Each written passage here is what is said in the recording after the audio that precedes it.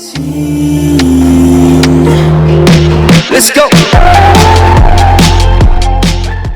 Hi guys, Anahita this side. I'm a second year medical student at Lady Hardinge Medical College, New Delhi, and this video is basically about how to improve your score in test series to above 650. मेरे खुद के score 550 भी आए हैं, 450 भी आए हैं and 700 से भी बहुत बार ऊपर गए हैं, right? There are some tips and tricks you should know on how to do this and this video is basically about that. So let us start. सबसे पहले you should know where are you going wrong. इन चारों पांचों चीज़ों में से तुम ऐसा क्या गलत कर रहे हो विच यू शुड इम्प्रूव. ठीक है. First, having a dedicated time slot to give the test. ऐसे नहीं कि सुबह उठे किसी भी टाइम मन किया सुबह दे दिया, कब मन किया शाम को दे दिया, शाम को पेपर दे दिया. स्पेशली ऑनलाइन टेस्ट सीरीज में बहुत होता है, ऐसे मत करो. Have a dedicated time slot. Specially 2 से 5 के बीच में पेपर दोगे तो अच्छा रहेगा, बिकॉज तुम्हारा अटेंशन स्पैन उसी टाइम का बन जाएगा एंड उसी टाइम नीट का एग्जाम होता है, right? So preferably 2 to 5:30 is the time you should give a test, specially if you giving online test series. ठीक है. Next, having a dedicated time slot for analysis is very very very important. Paper यार देना आसान होता है, उसमें जो तुम्हें लग रहा है सही है वो सही मार्क कर दिया, गलत लग रहा है गलत मार्क कर दिया, रिजल्ट आ गया, खत्म. बट हार्ड पार्ट और वो पार्ट जिससे नंबर इंप्रूव होंगे वो होता है एनालिसिस. आगे मैं अच्छे से एक्सप्लेन करूँगी एनालिसिस करना कैसे है, बट एनालिसिस 15 मिनट में नहीं हो सकता किसी पेपर का. एटलीस्ट 2-3 घंटे आर मिनिमम. तुम्हें अभी ज़्यादा लग रहा होगा कि इतना टाइम थोड़ा लगता है, बस ये देखना है कौन सा गलत है और लिख लेना है. No, 2 to 3 hours is minimum, क्योंकि जो टॉपिक गलत हुए हैं वो पढ़ने भी होते हैं, right? So have a dedicated time slot. एक दिन 2 से 5 पेपर दिया है, अगले दिन 2 से 5 एनालाइज करो. ठीक है. Third, giving less test series और मोर टेस्ट सीरीज. लेस या फिर मोर टेस्ट सीरीज मतलब कि कुछ लोग होंगे जो अभी सोच रहे होंगे यार सिलेबस कंप्लीट नहीं हुआ, सिलेबस कंप्लीट होगा ना तो टेस्ट सीरीज देना चालू करेंगे. आप एंड तक भी नहीं दे पाओगे, क्योंकि सिलेबस कभी किसी का भी पूरा कंप्लीट नहीं होता है ना. जितना आता है उतने में से देना होता है. So not giving test series at all is a huge mistake. तुम्हें पता ही नहीं चलेगा जब तुमने पढ़ भी रखा है वो आता है कि नहीं, जब तक क्वेश्चंस नहीं लगाओगे, right? And overly test series देना कि ठीक है मेरे अच्छे नंबर आ रहे हैं अभी तो पढ़ना लिखना छोड़ के आज भी पेपर दे देती हूँ, कल भी पेपर दे देती हूँ, परसों भी पेपर दे देती हूँ, सब में अच्छे अच्छे नंबर आ गए, I am happy. Don't do that. ठीक है. पेपर एक दिन दो, अगले दिन एनालाइज करो, एक दिन का ब्रेक लो, फिर अगले दिन दो, पेपर एनालाइज करो, फिर एक दिन का ब्रेक लो. 3 दिन में अगर तुम एक पेपर दे रहे हो दैट इज इनफ. ठीक है. और मेरे अकॉर्डिंग अब फुल सिलेबस टेस्ट देने चालू कर देने चाहिए along with part test. Okay. Giving irrelevant test series. मैं एलन के पेपर देती थी स्टार्टिंग में, आई बॉट देयर कोर्स, और उसमें कभी कभी नंबर 300s में भी आ जाते थे because it was so out of NCERT. मेरे हिसाब से it was so out of syllabus. अब हो सकता है इट माइट हैव इम्प्रूव्ड, बस उस टाइम पे एलन बहुत आउट ऑफ सिलेबस क्वेश्चन दे रहा था एंड नंबर नहीं आते, तुम डिस्करेज हो जाते हो, डिमोटिवेट हो जाते हो, पढ़ने का मन नहीं करता. सो अगर तुम एक ऐसी टेस्ट सीरीज दे रहे हो जहाँ तुम अच्छे से पढ़ रहे हो, NCERT रेलिवेंट पढ़ रहे हो, बट पेपर में क्वेश्चंस ही वैसे नहीं आ रहे तो कोई फ़ायदा नहीं है ना. सो कोई और टेस्ट सीरीज ले लो इफ़ यू थिंक कि current test series is irrelevant. Physics वाला, Aakash, Unacademy, there are thousands of apps. Okay. Then comparison. यार देखो, बहुत सारे मेरी क्लास में ऐसे लोग थे जो शुरू से 720 मार्क्स लाते थे और एंड में उनका एडमिशन नहीं हुआ, और बहुत बच्चे जो 500s में नंबर ला रहे थे वो एंड में अबव 630 ले आए. ठीक है.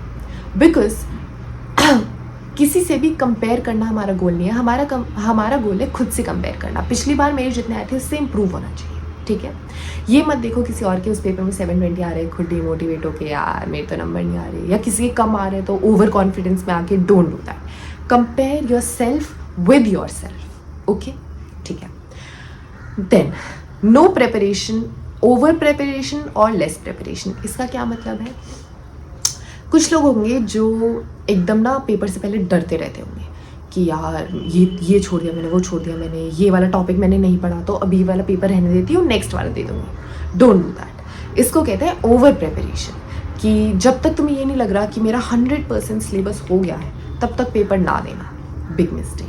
एंड कुछ ऐसे लोग होंगे जो कॉन्फिडेंस में आ गए होंगे अब कि भाई कोई बात नहीं, 300 नंबर भी आ रहे हैं 720 में से, कोई फ़र्क नहीं पड़ता, जितना मुझे आता है उतने में दूंगी, ज़्यादा मेहनत करने की क्या ज़रूरत है, ये वो. नो. एक पेपर के लिए अप्रोप्रिएट अमाउंट में पढ़ के जाना होता है। एक हफ्ते पहले से, एक वीक पहले से अगर तुम पढ़ना चालू कर दोगे, तब तक से लेके पेपर की डेट तक तुम्हारी जितनी प्रिपरेशन होती है उसमें पेपर दे दो, ठीक है। वो ज़्यादा प्रिपरेशन भी नहीं है, कम भी नहीं। ओके, नाउ अब हम आएंगे कोई भी जो तुमने पेपर दिया है उसके एनालिसिस पे। एनालिसिस करना कैसे है ये तो मैंने तुम्हें बता दिया कि 2 से 3 घंटे तुम्हें निकालने पड़ेंगे। अगर तुम पेपर देके ऐसे छोड़ रहे हो और एनालाइज नहीं कर रहे ना, तुम्हारा स्कोर कभी इंप्रूव नहीं होगा। 600 आ रहे तो एंड तक 600 ही आएंगे। ओके, 500 आ रहे तो 500 ही आएंगे। Now the first thing on how to do analysis is make a separate notebook. मेरी खुद की एक नोटबुक थी, मैंने उस पर डाउट नोटबुक लिखा हुआ था। वो इतनी मोटी नोटबुक थी, एंड तक वो पूरी भर गई थी, ठीक है। एक नोटबुक बनाओ, उस नोटबुक में हमें करना क्या है, what do we have to do in the notebook. See, उसमें तुम्हें एक जगह लिखना है एग्ज़ाम, कि तुमने किस डेट को दिया था, कौन सा एग्ज़ाम था, आकाश का था, आयलन का था, क्या था, ठीक है। उसके नीचे तुम्हें क्वेश्चन थोड़ा ब्रीफ में लिख देना है कि हाँ ये क्वेश्चन था, इससे रिलेटेड था, या फिर सिर्फ ये लिख दो कि स्टार्टिंग लिख दो क्वेश्चन की, ठीक है, कि ये समझ आ जाए किस टॉपिक का है। आगे लिखो उसका टॉपिक। फॉर एग्जाम्पल, अगर बायोलॉजी में कोई क्वेश्चन तुमने गलत किया है, ठीक है, वो एनालिड्स का कोई एग्जाम्पल था, तुम्हें नहीं याद आ रहा था, ठीक है, नेरेस आंसर था, ये लिखो, क्वेश्चन लिखो, नीचे आंसर लिखो सही वाला, ठीक है। और आगे ये लिखना है कि इससे मुझे क्या पता चलता है, मेरा कौन सा टॉपिक वीक है। Annelida section of animal kingdom, Annelida section of animal kingdom is weak, that is the topic which I have to study, ठीक है। फिर क्या करना है, ये लिखने के बाद जब तुम्हारी एक पूरी की पूरी लिस्ट तैयार हो जाएगी, ठीक है, तुम्हें पता चल जाएगा तुम्हें कौन से टॉपिक्स पढ़ने हैं। हर टॉपिक को फॉर 15 मिनट्स खोल के देखो। एनिमल किंगडम गलत हुआ था, एनालिडा गलत हुआ था, इसका मतलब ये नहीं है बस एक एग्जाम्पल याद कर लिया। एनालिडा खोलो, read Annelida from animal kingdom, ठीक है। किस किस सब्जेक्ट में क्या क्या करना है। सी, इफ़ इट्स बायोलॉजी, कोई बायो का क्वेश्चन गलत हुआ है, एक तो वो फैक्ट याद कर लो, फिर एनसीईआरटी खोल के वो टॉपिक एक बार रीड करो फॉर 15 मिनट्स, ठीक है।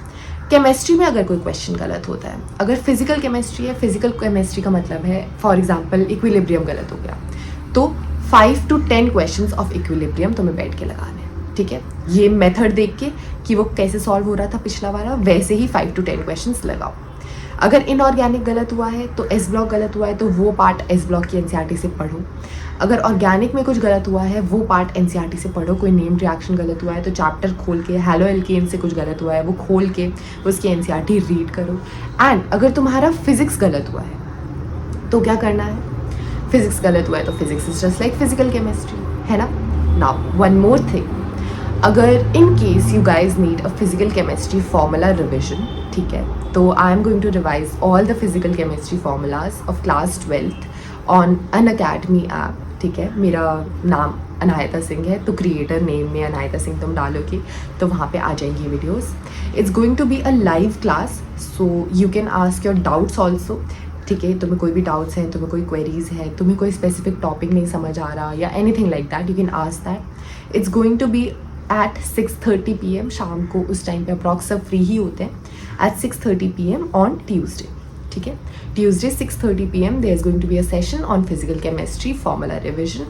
In case you guys want to join, then you can join it on the Unacademy app, ठीक है। ओके, नेक्स्ट, फिजिक्स में कोई गलती होती है तो क्या करना था, उस चीज़ के कम से कम 15 क्वेश्चंस लगाने थे। अगर लॉज ऑफ मोशंस की कोई गलती है, वो फॉर्मूला जो है उसको रटो, ठीक है, note it down in your doubt notebook, and उसके बाद बैठ के 15 क्वेश्चंस लगाओ। और ये नोटबुक बनाने के बाद ये नहीं करना साइड में रख दी, don't do that, revise it. एक दिन निकाल लो, फॉर एग्जाम्पल संडे निकाल लो, संडे को बैठ के रिवाइज दैट नोटबुक, ठीक है। That is very important. गलतियाँ जब बार बार रिवाइज करोगे ना, अगली बार सेम एनालिटा का क्वेश्चन आएगा कहीं से भी तो तुम गलत नहीं करोगे। That is how your score is going to improve, ठीक है। Now it is a tedious process, it is a tiresome process. 2 से 3 घंटे बैठ के एनालाइज करना आसान नहीं होता, इट्स डिफ़िकल्ट। तुम्हें 3 बुक्स रखनी पड़ेंगी साथ में, वो बुक्स तुम्हें पढ़नी पड़ेंगी, I understand, but if you really want to improve your score, this is the only method, ठीक है। ओके, वन मोर टिप, कुछ और tips which are also going to be really helpful. Start giving full syllabus test. इससे तुम्हें ये पता चलेगा कि फर्स्ट तुमने जो टॉपिक अभी तक पढ़े हैं, ठीक है, वो कितने अच्छे से आते हैं तुम्हें। सेकंड, तुम्हें कौन से टॉपिक पढ़ने की बहुत ज़्यादा ज़रूरत है जो तुम्हें बिल्कुल नहीं आते, ठीक है। फुल सिलेबस टेस्ट में एक पूरा एनालिसिस दे देंगे कि 11th वीक है, 12th वीक है, ये सब्जेक्ट वीक है, क्या पढ़ना है, राइट। और जो तुम्हें ऑलरेडी आता है उसका एक रिविजन करा देंगे। सो तुम्हें अभी ऐसा लग रहा होगा मेरा सिलेबस कंप्लीट नहीं है, ये नहीं है, वो नहीं है, but please start giving full syllabus test. Week में एक पार्ट टेस्ट और एक फुल सिलेबस टेस्ट पक्का पक्का पक्का दो, ओके। बिकॉज क्वेश्चंस तुम्हारा ज़्यादा अच्छे से रिविजन कराते हैं रैदर देन रीडिंग थ्योरी, ठीक है। So okay, I think that was it for the video. मैंने जो भी I could tell you all the tips and tricks that I have told you. इसके अलावा if you have some questions you can ask them in the comment section down below. So that was it, thank you.